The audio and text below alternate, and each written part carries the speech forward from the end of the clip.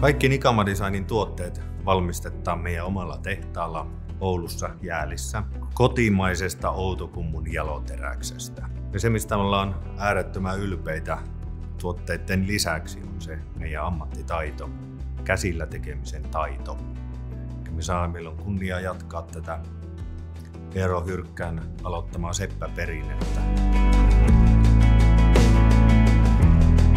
Ehkä yksi koskettavin tarina oli, että soitti joku vuosi sitten mulle mieshenkilö ja kysyi, että saako hän tatuoida meidän siltakorun muodon oman sydämen päälle. Mä hetken aikaan joutui kuuntelemaan ennen kuin tajus, että mitä se kysyy. Ja hän sitten kertoi tarinan, että hänellä on ollut elämässä vaikeaa ja sanoi, että häntä on auttanut se, että on saanut tuon siltakorun, että sillan tarina on katse, sana, kosketus, silta sydämestä sydämeen. Kyllä siinä kyynel vierähti, kun lopetin puhelun ja kiitin tarinasta. Moni on kysynyt, että miksi mä tätä teen.